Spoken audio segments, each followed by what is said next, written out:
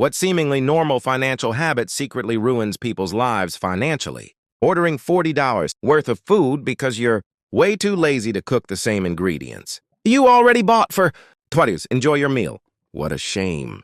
Planning to save what's left at the end of the month, but every time it ends up being zero. The best thing I ever did was make paying myself the first priority, immediately transferring a portion of my paycheck to a savings account in another bank.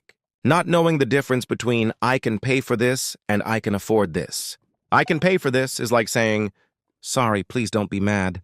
I want to understand the difference.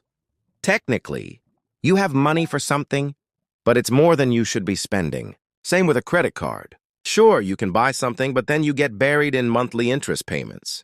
I can afford this means the purchase fits within your overall budget and savings plan. It doesn't create risk or problems later. This is often called keeping up with the neighbors. That race empties your wallet fast. Paying only the minimum monthly credit card payment. I have a friend who sincerely believes that paying off the full balance hurts your credit score. I've explained to him many times that paying it off completely is actually good, but he insists that paying the minimum is better for your rating. Of course, he's always broke, has a terrible credit history, and constantly complains that his credit card debt keeps growing. Sports betting has become a huge problem. Gambling in general is trending, especially among young people. Honestly, it scares me. I think it's because many people have the idea that to get ahead, you just need luck. Honest work won't get you anywhere if you're grinding 9 to 5 for pennies, so why not throw your money on lotteries and hope for the best? In my opinion, this is a symptom of a deeper social problem that corporations exploit, not a flaw of youth or their weakness. Millennials and Gen Z know the game is unfair, so they're more willing to take risks with crypto, gambling, or betting in hopes of getting ahead. And these risks are addictive. It's no wonder it's so popular. Not having a financial cushion in your budget for when things go wrong. An emergency fund. It doesn't even have to be for an actual emergency. My older brother once made a ridiculously naive budget plan, just to justify buying an expensive car. Back then, I was still in school, and I said, looks like I shouldn't expect any more birthday or Christmas gifts from you.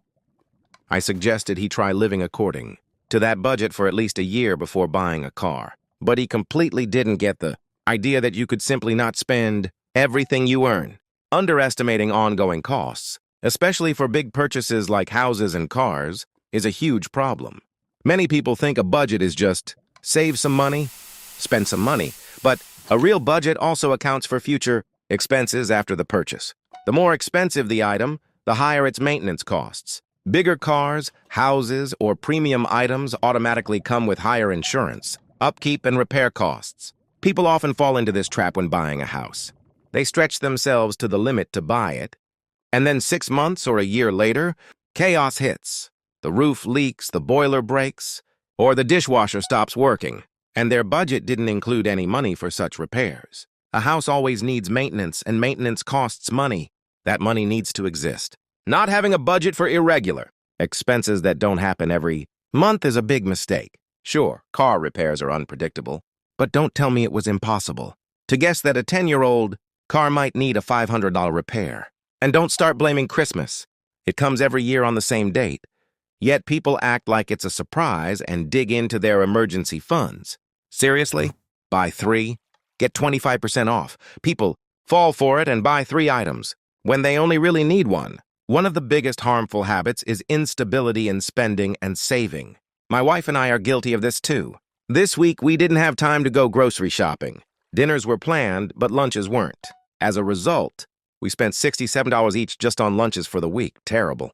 Among all the high-minded comments online, I liked one that said, it feels like everyone has unlimited income. Everyone's paid off their credit cards and has $100,000 in savings, but life isn't like that. People who don't set up a retirement plan, if it's not automatic at work, are in trouble.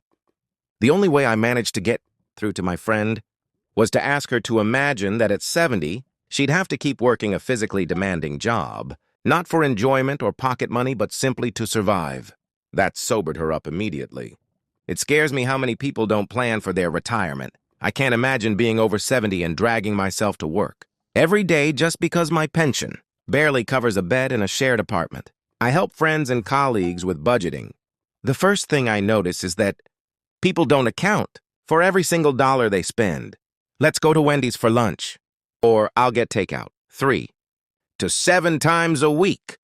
That's $200 per week. Add subscriptions and Amazon orders, and suddenly it's $1,000 a month that wasn't in your budget. Everyone I know was spending at least $600 per month in these categories, and nobody knew where their money went. I had a moment like that recently. Took my son to get a haircut. $40. Bought a few things at the supermarket. $30. Met a friend for lunch. Another $30. By evening, I realized I spent $100 in a single day without even noticing. Those small expenses really do add up fast. Taking a longer loan to lower monthly payments. I'm not sure it destroys lives directly, but I've seen people get buried in car loans because of this. I get it. People look at me strangely when I say I pay $551 a month for my car. But I bought it in August 2022 and will have fully paid it off by this November. If I have more money in my account than the item costs, that means I can afford it. Exactly. I have friends who, as soon as they get paid, start partying like rock stars just because they have money in their account. They act like money will spoil if they don't spend it immediately. I don't do that. And then a week later, when urgent expenses pop up, they ask me for money. Come on, you don't even have bus fare to work. But you just blew $200 at the bar on payday? Do you even understand simple math? Here's another point. My 2 dogs, whom I adopted from a shelter, cost me more per month than a Mercedes. Pets hit your budget hard. I'm not saying it's a bad financial decision. I work with animals and love them. But you need to be ready to spend at least $250 a month on food, care, and medications, and be prepared for regular vet bills that can hit $100 and $200. Eating out when food is already at home. Letting groceries go to waste. I'm guilty of both, so I get it. But I'm stunned by how many people complain they can't afford anything while still constantly eating out. I met a couple who complained about struggling with student loans. And then I found out they eat at restaurants twice a week and always get at least 1 drink each time. Basically, mindlessly spending hundreds on eating out.